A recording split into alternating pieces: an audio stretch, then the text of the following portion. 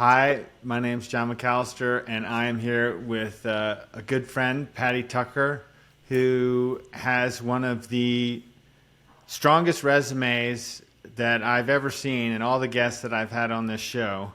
She is in the Hall of Fame, the American Contract Bridge League Hall of Fame. She's a Grand Life Master with how many North American titles do you? Just one. Just the one, I'm sorry. working on the second one. I'm working on the And second one.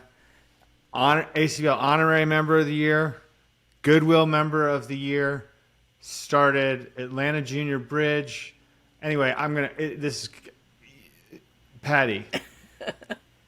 It's a thrill to have you on here. Well, thanks for having me, John. We tried to do this once before, and we had some technical difficulties, so we're back at it. It's good to see you.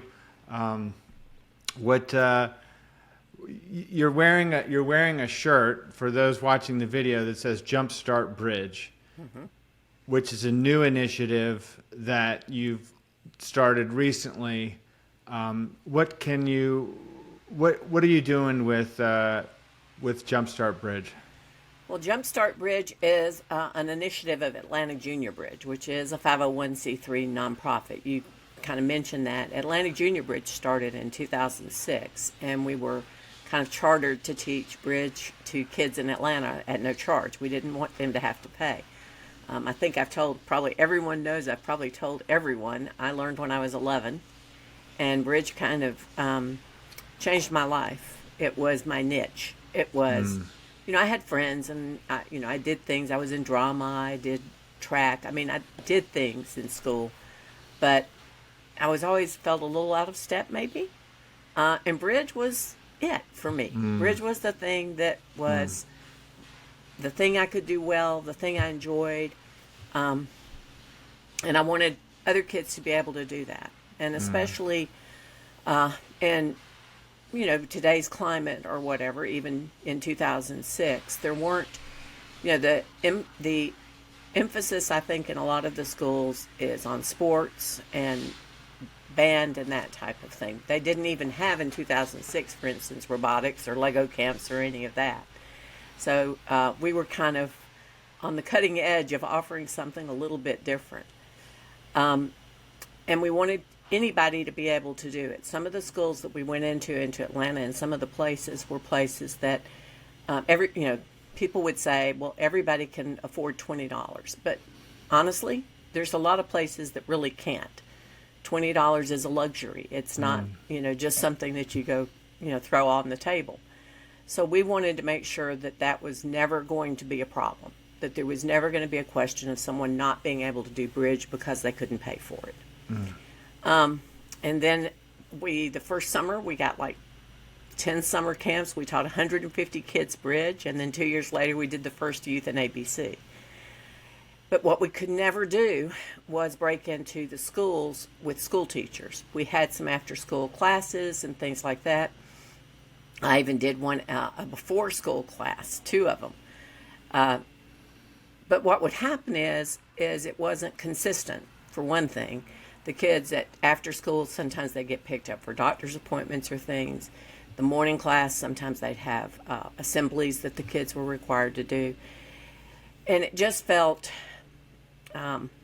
not cohesive enough. It felt like it was kind of hit or miss whether all the kids, and as you know, in the very first steps of bridge, you miss 1 or 2 classes and you're first getting that bulk of knowledge and you're toast. Trying to come back and catch up is really hard. So what we tried to do was get school teachers involved, and we were never very successful in that. So we kind of put it to the side, and we did our own thing, and we started teaching at bridge clubs and all of that kind of stuff, and that worked out well. We had the first youth in ABC, which ACBL now does every year, so that's been really successful. But then the pandemic hit, and to be quite frank, Atlanta Junior Bridge over the last probably 6 or 7 years has gotten smaller and smaller because we don't have that core of bridge teachers that are willing to donate their time and go in and teach the kids. It's really a huge give on a bridge teacher's part to get really involved in a school and do it consistently year after year after year after year. I mean, we Yeah. had teachers that did it for 5 or 10 years. Some of them retired. They had just can't do one more year.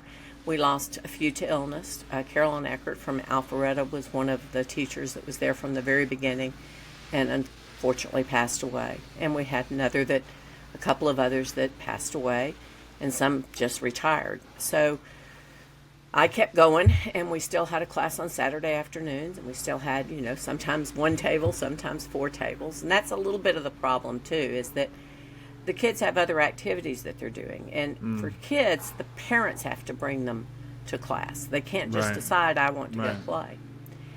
So the pandemic hit. I started teaching online, and I got to thinking about, well, what can we do? Because we're not going to have this core of bridge players that are going to be available year after year after year to teach. And one of the other things was, and am I running on? I'm sorry. But you know how I get when I start talking?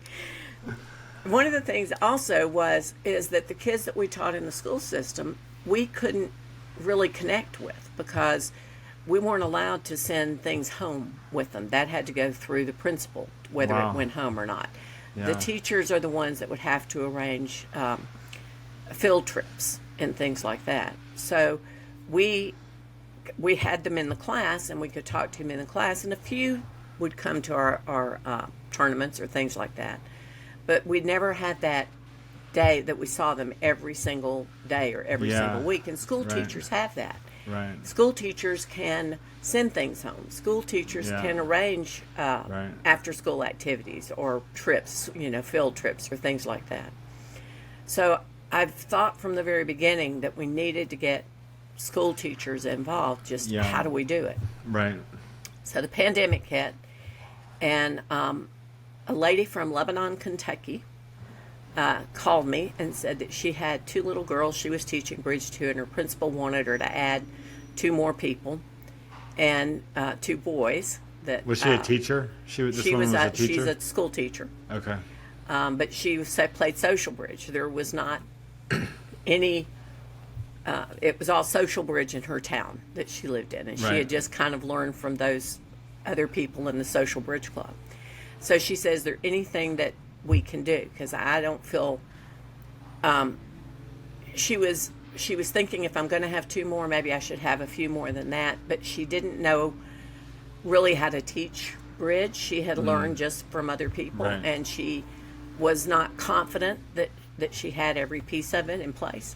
Yeah. So we talked to the Ed Foundation, and what we came up with was Jumpstart Bridge, which is that I went to Lebanon. I taught 14 school teachers the basics of bridge using the material that I used with the kids the next 2 days. So 2 days of training teachers, and then 2 days camp with the kids. And then the last day I stayed and did Learn Bridge in a Day for free to kind of raise money for the Bridge Club. And they have 40 kids in Bridge Club for the last 2 Wow. years. And she said they more want to join every day, and they have to turn them away because she said, I don't have enough teachers. I don't Oh, my have goodness. enough people. Wow. So they went from 4 to 40, and they've kept them this entire time. And the kids are having a great time. So I thought, well, great. What's the There's format? What's the format of the 40 kids? It's part of their school day? No, it's an after-school program, but the original kids that were in the original the original class she taught actually come twice a week. They come in the morning one day, so they get a little bit more. They're the advanced They're a little ones? further along, Yeah. yes, and then the rest come on the afternoon. So I looked at that and I said, well, here's something that worked. So I tried to do that with bridge clubs. I tried to reach out to ACBL members and clubs and offered that Atlanta Junior Bridge I'm donating my time, Yeah. but that Atlanta Junior Bridge would pay all the expenses for me to come. If you can find a school or have a connection with a teacher, I can come do the same thing. Right. One of the things that the teacher in Lebanon was able to do was tap into continuing education money in the school system. Apparently there's some continuing education money for school teachers, and her principal applied for the funds. It was kind of towards the end of the year.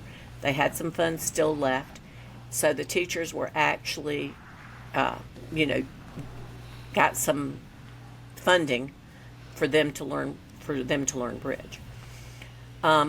So I had a lot of bridge clubs that were really interested. I tried this for a year, and they were interested in doing it, but they couldn't make the school teacher connection. They said they would go to a school and they'd try and get an appointment, and of course they can't. They're busy. I mean, all the principals, all the teachers. I mean, they're overloaded, and especially during the pandemic, just, you know, so many things to do and so many things to learn how to do. So that didn't work.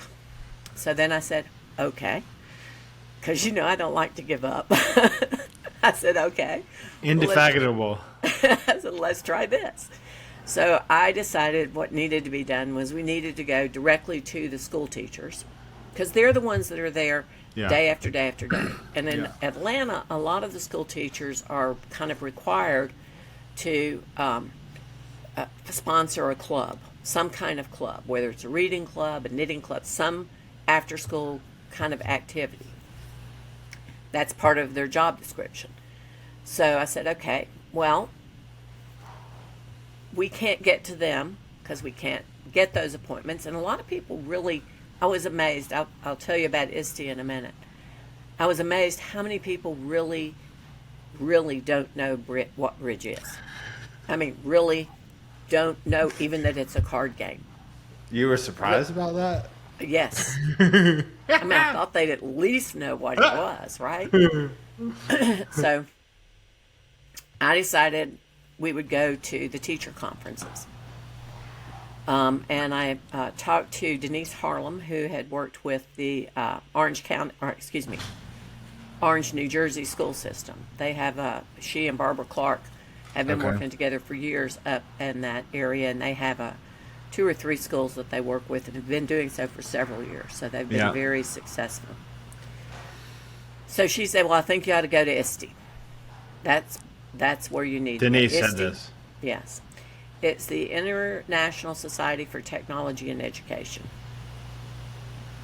We do have technology now that would allow us to teach them with technology and to play.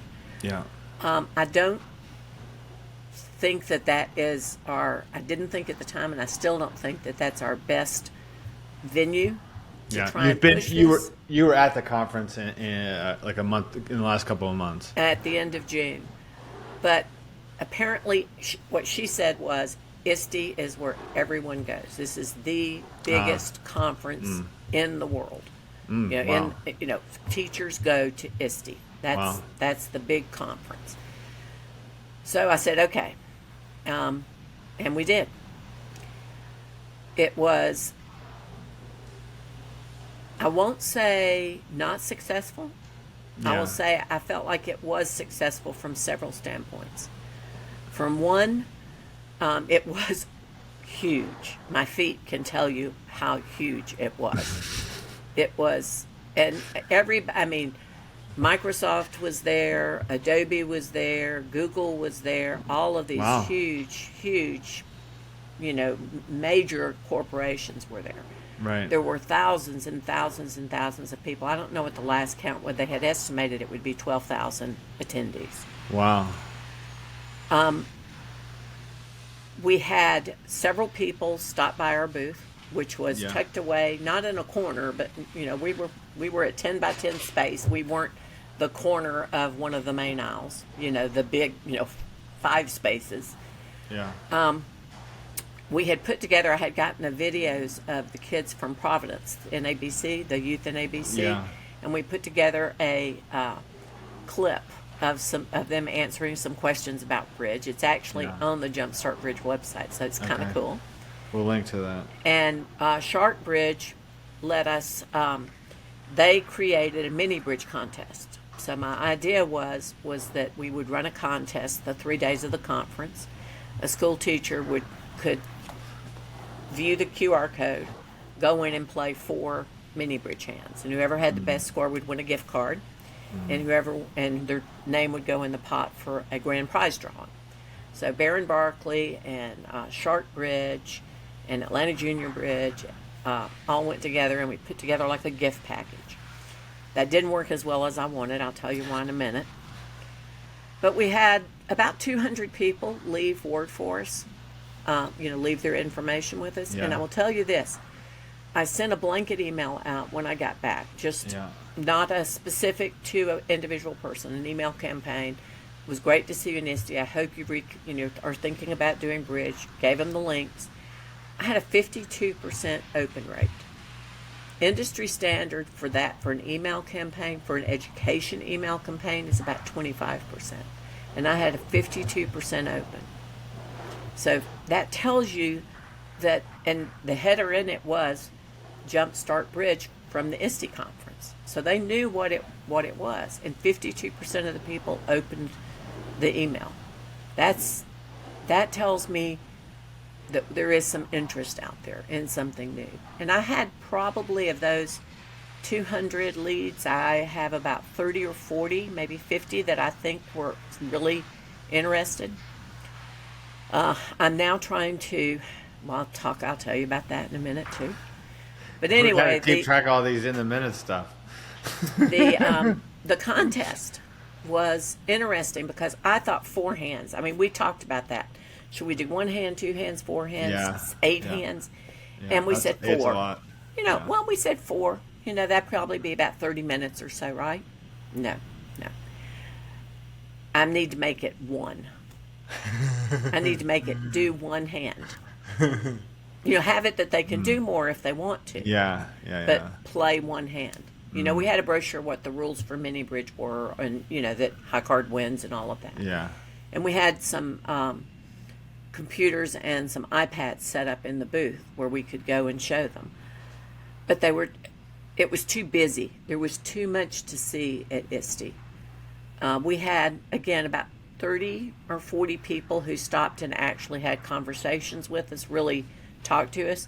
Yeah. I gave away over 1,000 brochures. I know that because I know how Wow. many I took and how many I had left.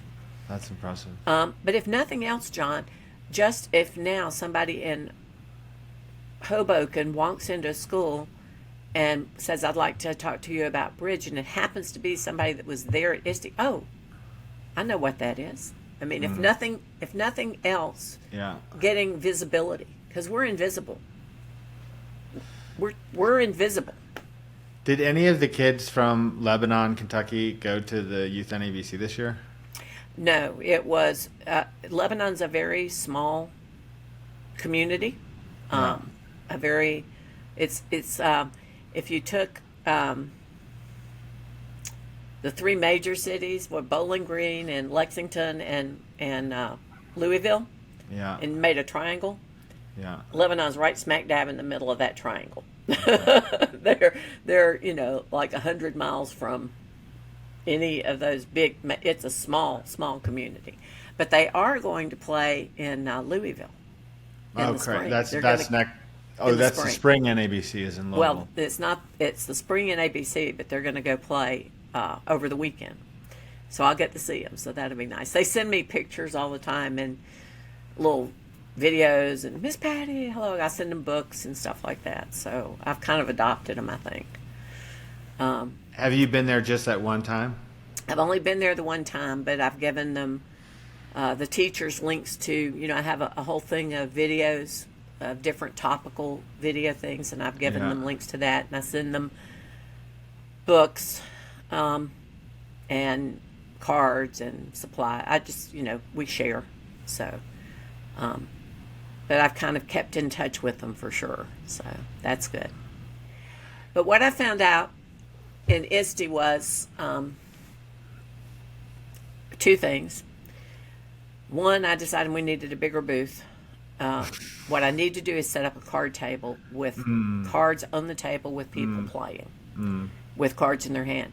Because they would walk up and they would be looking up at our banner, which has kids holding cards, and they would go, "What is Jumpstart? What is bridge? What kind of bridge is this?" The fact that it's free, the because they can get stipends from ACBL, they can get books and materials, and the Atlantic Junior Bridge will give them supplies. When I told them, well, it's a free program. Uh-huh. Right. No, it really is free. Well, what's free? Your supplies, the books for the kids. I'll get on the Zoom and keep you going. Everything's free. All the materials are free. The PowerPoint for the class, the teacher manual, the workbook, everything is free. And you can earn a stipend for sponsoring a bridge club.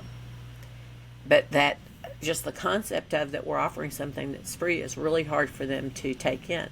They're waiting for the other shoe to drop. They're waiting for there to be something else. So I think I need, we're going to redo a little bit of our banner, to emphasize the free part, maybe big red letters instead of green. Need to have a bigger booth so that they can actually sit down and maybe they'll have time to play cards. The next place we're going is the National Association of Gifted Children. That's in November in Orlando. That, I think, the Gifted Conference, I expect will get a lot of people that are interested from that. They have more control, the gifted teachers do, in the things that they offer the kids. We can actually maybe even get it as a elective in one of their classrooms. I mean, they have more control over what they offer. And then in February of next year, into February, 1st of March, I'm going to the National Association of Independent Schools, which think charter schools, homeschool networks, private schools, and of course they have a lot more say over what they put in as well. They're also smaller. The Gifted Conference, they're expecting around 2,500. The independent schools, about 3,500 to 4,000. So I won't have as much, pulling of their time. They're not, maybe won't be pulled away so much. So I have a lot more confidence, I guess, that those will probably generate more leads for us, more concrete leads. So that's the plans. We're going to still have the shark contest online, but we're only going to make it one hand. It's not going to be four. And see how that goes. But one of the things is, even of the people that I got the list from, now I have to fess up. This was poorly done on my part. So we did a card. They could drop their business card in, or they could fill out a card. And I asked for their name, what they did, teacher or administrator or whatever, their school, the name of their school, and their phone number and their email address. Right? Yeah. Okay. Well, I didn't ask for their city and state. So I got back. Oh, you didn't know what time you could call them. Well, no, I did. I got back. So now I'm trying to now find the teachers that were really interested. I made notes on their cards, important, or, really need to talk to this person. And I wanted, and I sent out the email saying, I said in the blanket email I sent, if you decided, you'd like more information, or if you'd like contact with a school teacher in your area, please be sure and let me know, right? Yeah. And I'll put, a bridge teacher in your area, I'll let you know. Yeah. So I had to go through all of the phone numbers and see what area code, what state that area code was in. And then I had to go and put the school's name and put like Nevada and find out what city it was in. Because then when I got bridge teachers, I sent out an email to bridge teachers saying, we're doing this and I'm trying to find people in these areas. Tell me what cities you're available in. I could match up, if there was somebody in Chandler, Arizona, right? Of course, now part of the problem still is, I can't think of one of the names right now, but we'll say it's Tuba City, Arizona. I have no idea what part of Arizona Tuba City is in. And is it close to whatever other city? So now I'm there going on these maps. I've got to get better organized about that. This is amazing. How much trouble I created for myself. I'm thinking that what you're doing, I I mean, I admire you for doing it, first of all. But it sounds like a big ask. Like, it sounds like a big ask, like wanting school teachers to teach bridge. Okay, so there's also videos of the material. So the way that I set it up in Lebanon was there's a video that goes with it. There's a workbook that the kids use, and then they play cards. And there's videos that go with it. So what could happen is a school teacher could learn with the kids. Maybe that's not the best thing, but almost every school, even the smaller schools, have what do you call them? Smart boards now, right? I don't know what that is. Smart board is like a big computer monitor that they could write on their computer screen that would write up there. Got it. So what they could do is they could play like the first 5 minutes, which says, we're going to learn a good game. It's called Bridge. Let's get started. I want you to take the deck of cards that's on your table, shuffle the cards, deal them out one at a time, blah, blah, blah. She can pause the video, and then she can get them to do the activity. And the teacher manual that I put together, it has what supplies you need and kind of an outline of what you're doing in that class. And then it has a timing outline. This is going to take about 5 minutes in case they need to break it up. And then there's a script. There's an actual script of like what you would say. And what I tell them is, obviously you're not going to memorize this script and say these things, but this is kind of the sense of what you want to get across to them and what the learning points are, what you want them to walk away from after you've done it. And I actually had, before I even went to ISTE and while I was making all the promotional material up, I had a meeting with some local school teachers here in Atlanta. A lady I teach's daughter just graduated and taught her first year of school this last year. Yeah. So I got them together at lunch and I said, this is what I'm doing. What are the things that would be attractive? And I told them how the teaching material was set up. And I said, what do you think about that? Is that something that like you could use, or would you feel too awkward? And her comment was, well, they've got so many new things that they're trying to get us to introduce and teach. We're kind of just reading from a script anyway. So she said, this wouldn't be any different than what we're already having to do. The offer is still on the table also, and I actually had a lead with 3 different district officials, people that were like the head of their district. Yeah. So the offer is also still on the table, which I told them about, is that I could come in and train your teachers and then have a summer camp where they could work with the kids. That's how we did it in Lebanon. The next 2 days, the teachers actually, as I was teaching, worked with the kids at the table. So they kind of got a feel for the questions the kids asked and that kind of thing. That I'd be willing to come in, no cost to them, train the teachers, teach the kids, and get them started. So, but they have the option of both of those things. In Orange, they're putting together their new school year, and they're talking about me coming in and doing the teacher training. And Atlanta Junior Bridge will sponsor that.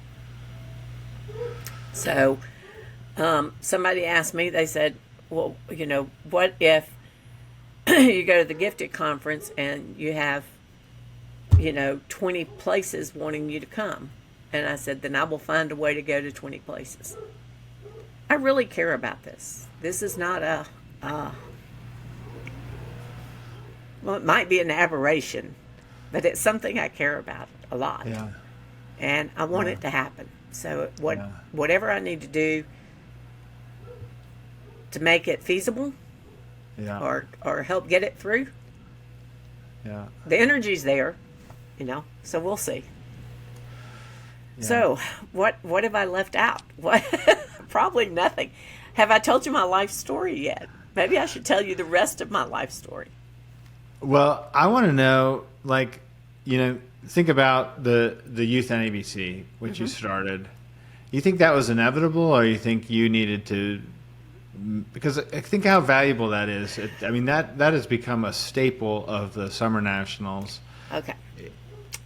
All right. So what I will tell you is this: when I started Atlantic Junior Bridge. They, and this is a universal they, told me it would not work. It it won't work. You Yeah. can't. You're not going to find 200 kids that want to learn how to play bridge. You're not going to do it. And there were. And when I told them I wanted to do a youth in ABC and invite kids from all over the country, they said they won't come. It won't Wow. work. And it did. We had 200 kids at the first youth in ABC. So we had people coming from Hawaii, from Montauk, Canada. I'm not sure if we had anybody from Alaska at the first one, but they came from all over the country to Atlanta for the youth in ABC. And some of them were 3 or 4 kids. I mean, the majority of the kids were from Atlanta. We had, I think, 149. But, 8 came from Hawaii, 6 came from Montauk, 4 came from, we had 2 from California. I mean, but they came. They wanted to come. The kids deserve just as much as we do the ability to get with their friends and visit and play bridge and have fun. And they're going to make friendships they'll have for the rest of their life, John. Just like we do. I mean, Yeah. I have people that I consider really, really good friends that I see 3 times a year Yeah. at the 3 North American Bridge Championships. Yeah. That's it. But I feel close to them. So they say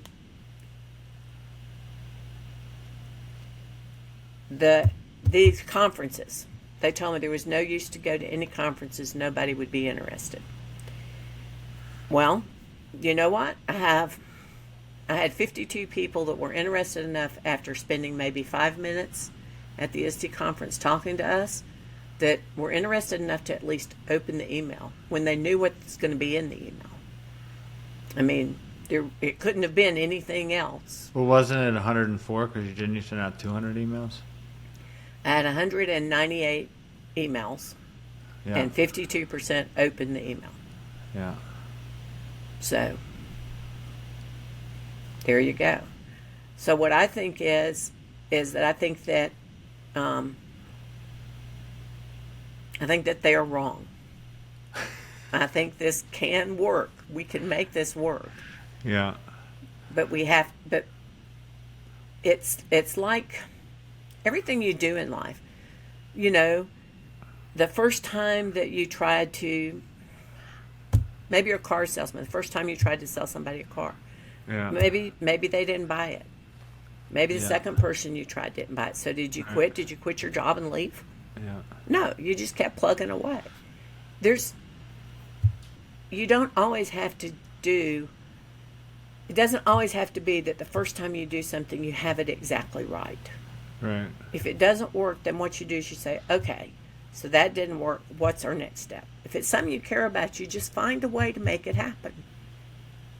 You do. What do you think's the toughest moment in this current iteration of Jumpstart Bridge that you've had to kind of weather? Well, probably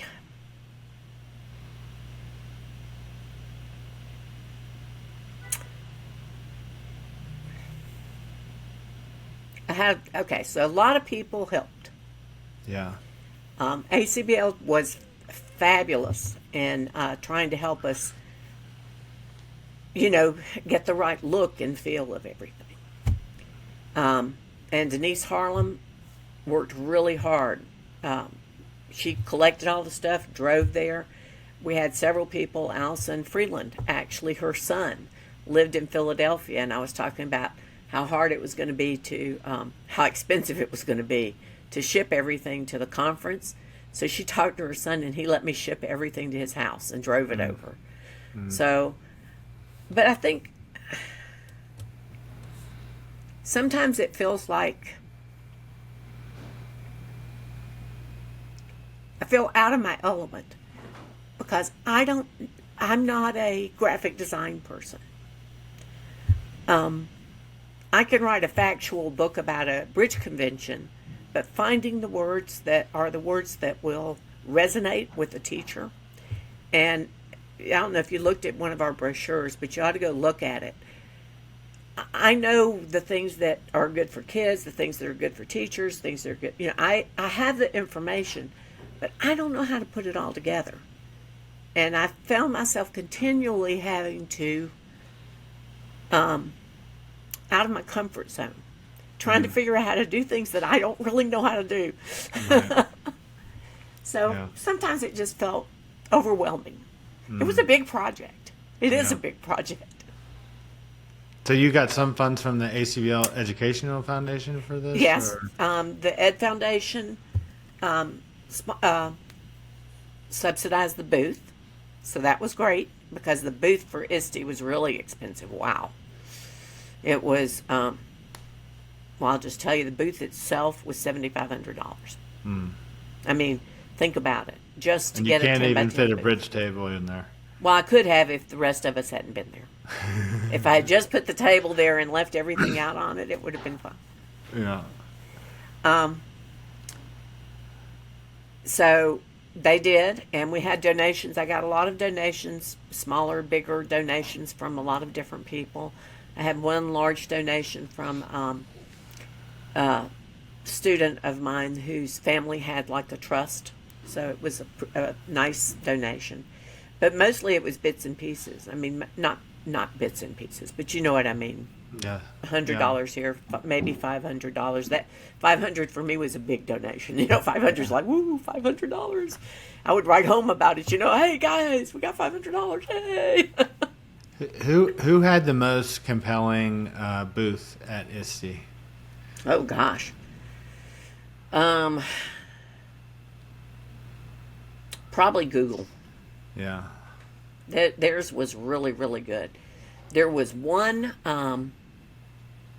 you wouldn't have believed all the things they had. You really would not have believed all of it.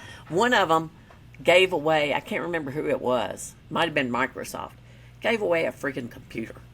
A computer. Yeah. They gave away a computer.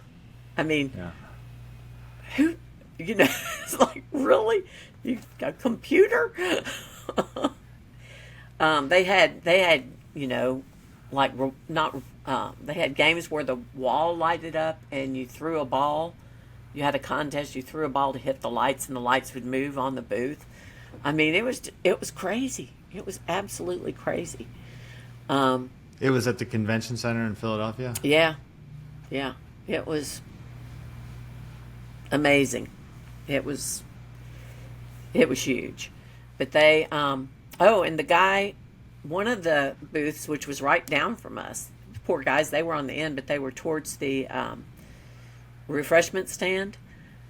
They were the people that have the robotic dogs that dance. That's a robotic dog, right? Yeah. And it was apparently in the show at the Super Bowl. Oh wow! When the halftime show, and it danced. It played these, like this. So that were you there for me, huh? Were you there the whole time? Like, were you there at the booth the entire time that the conference was going on? You have to be set up the day before, or ready to start at 8:00, I think, or 7:30 that morning, and you're there from 7:30 until 5:00. I mean, it's a grueling day. It's I told somebody, I can't remember who, I said, I've done this and I'm going to do the other two, and I don't know how many more conventions I have left in me because this is hard. A couple of the places. Oh, I'm sorry. Go ahead. I was going to say I used to work do investor relations for a hedge fund, and we would go to conferences, and the conferences were really great in terms of like meeting clients and developing relationships with clients. So I'm 100% on board for conferences as a means of doing what you're doing. Well, I think we have to. I think we have to get some kind of recognition. No bridge player, if they don't know somebody in the school, is ever going to be able to walk into a school and get an appointment if they've never even heard of us. And one of the things that ISTE did do is, I think, gives us validity. Nobody goes to ISTE if they're not serious about what they're doing. It's too expensive. You would never, Right. unless you were independently wealthy, and I mean really independently wealthy. Yeah. It's not something that you just decide, oh, let's go do this. It's not that kind of place. The I thought, now I can't remember what it was, but the biggest thing about ISTE is, as people were coming down the aisle, Yeah. there's us on one side and somebody else on the other. It's amazing. It depends on which way they turn their head as they're going down the aisle. I can't tell you how many people were looking, like looking to their left, to their left where we were, and as they were starting to get up to us, turned their head to the right and never saw us. And they had this thing where you could, like, rent ads in their magazine or whatever.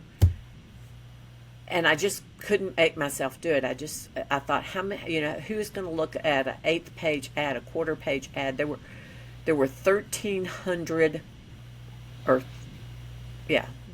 we were on row 800.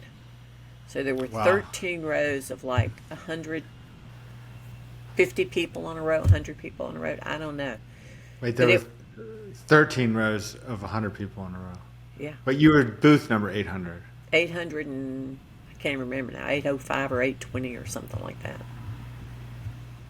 And of course, when they come off the escalator, where are they? Actually, there's 16 rows. They're at 1,600. So we're all the way at the other end. By the time they got, I don't think we saw a fraction of the people the first day, because everybody started at the beginning and then worked their way down.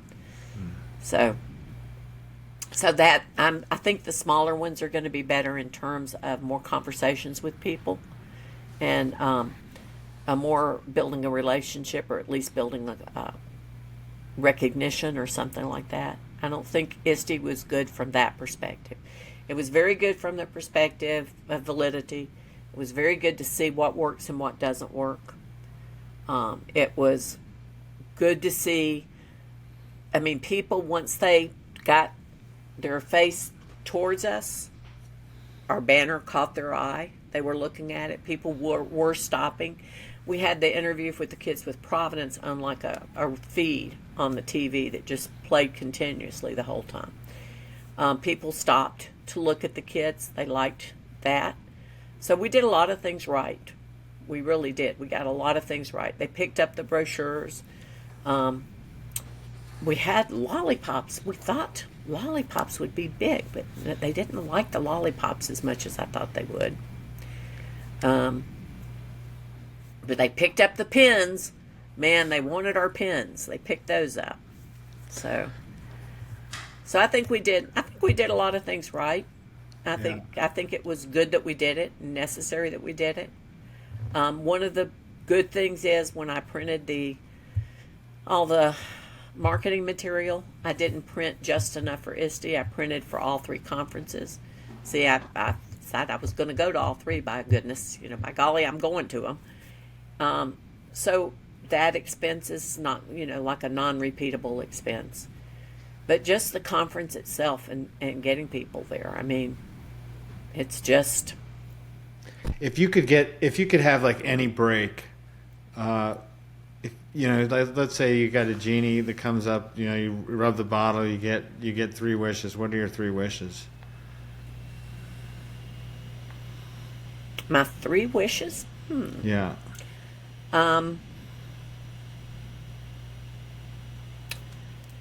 To get a school district, to try it, Bridge. To get them to actually sit there and buy into it and try it for a year. 1 year. What would that look like? It would look like having the teachers go to a, what do you call it when they do the training during the summer? Out day, or they have a word for it. I don't know. It's a day that the afternoon is for training. and all the teachers are out of the school training that day. So it would be a training session with the teachers, and then some kind of fair, bridge fair with the kids, for the kids that want to learn how to do it, and then either Zoom or class, continuing ed for the teachers as they want or need it. I met the superintendent for my county's schools a couple years ago at an event, groundbreaking ceremony for I think it was a Boys and Girls Club, and I spoke to him, and I spoke to him about Bridge Whiz, and I got his contact information. He said to reach out. I reached out, and he put me in touch with his communication person, and we never really finished the thing. There was a possibility that we were going to be on the local news, and but it never ended up materializing. So, well, one of the things that the school teachers that I met with here that I talked to, and the ones that I talked to at the conference, and the kids themselves that I've talked to, one thing I think is loud and clear after the pandemic is that they want things that are social activities for the kids, that the kids can do with each other. One of the things that the teachers here that I talked to told me were that the kids coming out of the pandemic, especially the younger ones, like third grade, second, third grade, have really lost like a whole year of learning how to socialize with their with friends. Wow. And how to behave, and I don't mean that they're bad kids or anything like that. Sure, they sure. just that's those learning how to behave in public and how to behave with other children, and et cetera, that they learn in those first couple of years of school is gone. They didn't get it, and they need it. Another thing that one of them told me was that there were tons of programs designed for the kids that don't, let me think how to put this, that kids that need help, that are behind academically. There's tons of programs to bring them up, but that they don't have programs for the gifted kids, for the kids that are at the, and I don't know, and I tried to get somebody to research this for me because I don't know how to research it, and I'm not sure I understand it, but there's something called, I want to say it's metrics. It's what is happening, and there's companies that measure this, is that, you have, I'll say normal, but I'm not saying anything bad, just, you have the gifted kids are here in the scoring, and the other kids are here, and the other kids are coming up, and the gifted kids are kind of staying the same. They're still above, but they're not like making this leap. So it's like all the education things we're doing are bringing these kids up. The gifted kids are still having that space, but they're not going up proportionately as well. So they were talking about that was a real concern, that they're not challenging the gifted group enough, that there's not enough things that keep them engaged. And one of the things that Bridge can do is that. And the other thing it can do is it's an activity that this group and this group both can do at the same time. You don't have to have two separate classes. They can have the same class and just be still playing at a different level. We have that in Bridge every time we have a tournament, don't we? So that was my one wish. My second wish is that I didn't have to continually figure out ways to get to kind of make everything fit together and work. That it just feels like I feel like I spend half my time like this spreadsheet. Well, and that was my fault because I didn't get the right information. Yeah. But that's so time consuming. Trying to match up this information and this information. You didn't feel like you could ask the people to tell you where they lived? I didn't think about it. I mean, I wasn't thinking about that I needed their city and state, Yeah. I mean, I wasn't thinking No, about. but I'm saying in the email, you didn't think about just asking them where they lived. Like, No, I could have, but I had already done the work by then, so it didn't matter. So I got it. But and do then you the, have programs coming out of, like, is there anybody actually doing, like, replicating Lebanon based on the conference? I have 3 people that I've connected with the teacher. I haven't heard back yet, and I've got one other lady I really have some hopes with. She is the STEM coordinator for, it's called RESA. It's a Regional Educational Services Agency, something like that. What they do, apparently and I'm sure they have them in other states, what they have is like rural schools or schools that maybe aren't well funded, that don't Yeah. have the money to, like they can't all have a health teacher. They don't have in their budget money for a health teacher. So what they do is there's a health teacher that goes to like 3 or 4 different schools, you know, one this week, one next week, et cetera, Yeah. et cetera. And so these rural counties kind of pool all their money and have special teachers for specific things that go around from school to school. And she was really excited about Bridge. I called her right before I left for Chicago, and she was on vacation. She had gone on vacation. And this week, of course, school started back here in Atlanta. She's actually in Georgia, but South Georgia.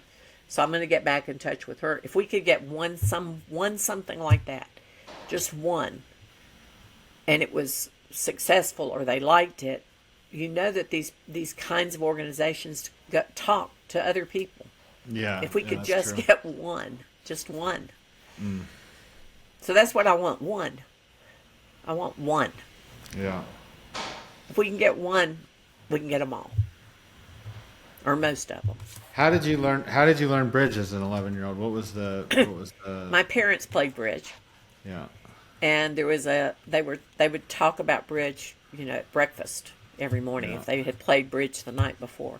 Yeah. And a local player named Joe Sloan was teaching bridge, going to have bridge classes. And I told my mother, I said, I want to learn how to play bridge. She says, no, you don't. I said, no, I do. I want to learn how to play bridge. She said, Patty, you wouldn't have fun. Oh my gosh. So, you know me, I want to play bridge. I really want to go play bridge. Why can't I go play bridge? Luckily for me, my sister Penny had just gotten her driver's license. So I finally annoyed my mother so much that she Wow. told my sister, she said, Penny, if you will take Patty to bridge every Tuesday night, stay with her, and bring her home, you can have the car on Friday night to go out with your friends. Wow. The rest is history. Wow. My Is your- sister, by the way, could be she is a good bridge player. She could be a very good bridge player. She just I don't know. She didn't get the bug the way I did. But she likes it. What was it like for your parents to see you? I mean, like like you. I mean, it is it's so much a part of who you are. Like, what was it like for your mother? Well, I think they were proud of me. But they were. Well, okay, I'll tell you a story on myself. Well, it's not really on myself, but this was like a defining moment in my bridge life. Yeah. I learned. Okay, so you know how you do when you first learn. Yeah. You read every book you can read, Yeah. and anything new that you can try, you want to try it and Yeah. see how it works. So I happened to read Laventhal had just come out with his book about Laventhal discards. Okay. So I wanted to play Laventhal discards. So Yeah. I asked my Aunt Jane to play. She was going to play with me.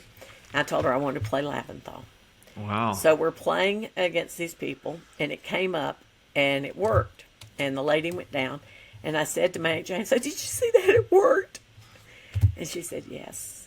Well, then the lady went and told my father that I had been a bad sport oh man. because I had gloated. Oh wow. So my father got me the side, and he said, "This is an adult game. You do not gloat. Wow. You do not act that way, and if you aren't going to behave that way, you cannot play anymore. Wow. That never did it again. Ever. Wow. Boy, we have some bridge players that their parents should have talked to. They should have I been. know. Some people, like, I was playing in a tournament on bridge base yesterday. It's like people are so clueless sometimes. They get a good result. They give them the well done partner. It's like, I don't know. I mean, you were the Goodwill member of the year. I think, I know, I know, like, I think once a month I do something that disqualifies me from getting that. Well, we can thank my father and mother for me being Goodwill member of the year. That was ingrained very quickly with me. What do you think is like your legacy or your greatest accomplishment? Probably Atlanta Junior Bridge. I mean, that's what it all comes back to. Yeah. I mean, the youth in ABC, sure, and this. If I could get this started in the schools, that might be it. I just, people, and it's funny. I've had people say, well, why are you teaching kids bridge? Why do you want to do that? Why is that so important? Why? Yeah. And the answer really is knowing what the game is and how valuable the game can be and how much it can change your life. Why would you not? How could you justify not doing it? See, that's what I don't get. How can you say, as a bridge player, knowing that maybe you got your first job playing bridge, or that you've been playing it for 30 years, that you've made friends from all over the world, that it's improved your mind. Knowing all of that, how can you justify not wanting to get kids involved? I mean, people involved. So I don't know. I don't mean to be preachy, but that's how I feel about it. I mean, it's not why, it's how could you not? I had Amresh, who Dishpand. I'm probably saying his last name wrong, but he came here actually right before everything shut down for COVID, and we got into the Boys and Girls Club and got to spend some time with some kids there one afternoon, and I had a pretty clear realization that as much as I love bridge, and as much as I want these children to learn bridge, it's not what I want to do. It's not what I want to do in terms of being the person that's teaching them, because it's hard. Oh yeah, it's challenging, and so I once people start playing bridge, like, bring it on. Like, I would love to play and teach them and whatever, but I think it takes a special skill set, patience, and desire to really. And that's, I think you're right, and that's one of the things I was talking with ACBL about. Is that I've got this list of teachers. So when these teachers call me, how am I going to find somebody to go help them if they want help? And it can't just be somebody who plays bridge, because not everybody who plays bridge is a teacher or can be a teacher, especially not at a beginner level.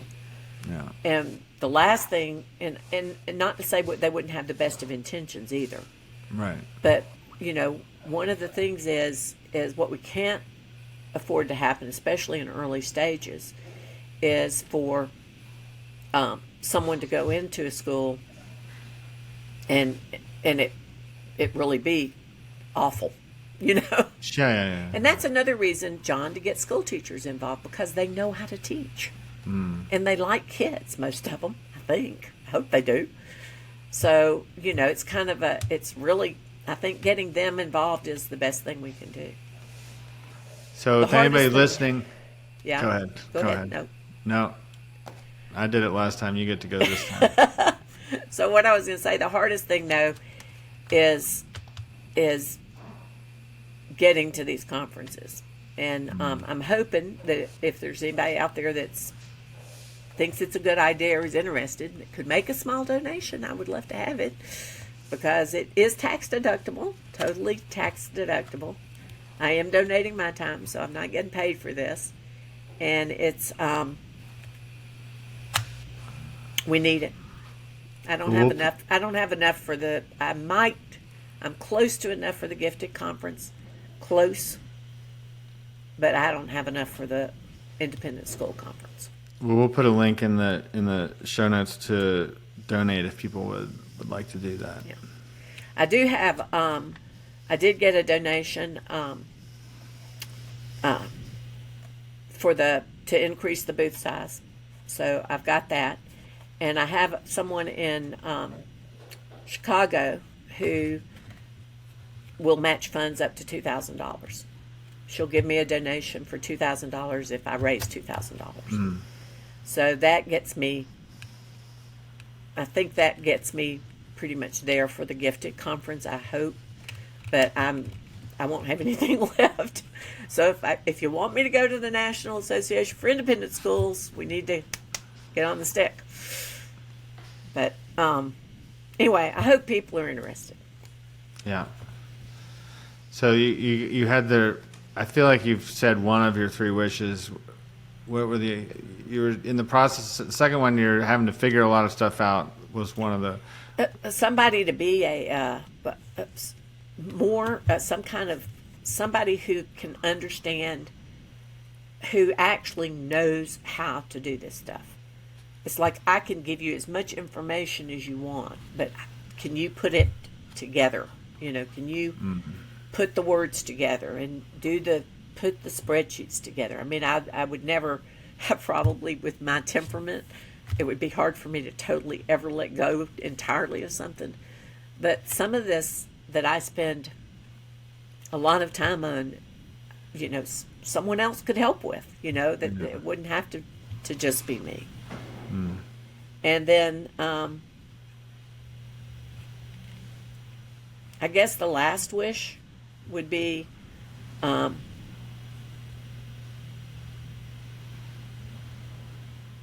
you did say it was a genie and a magic wand, right? A genie in a bottle. Yeah, that was okay. So the last one would be for every child to play one hand of bridge and see if they liked it. Just play one hand of bridge and see if you like it. Yeah, that's a good wish. Like that one. Because if you do, we've got more. We can always get more hands. You think the Bridge League has thrived more at times in your life than now? Oh, yes, definitely. Yeah. And not just from a youth standpoint.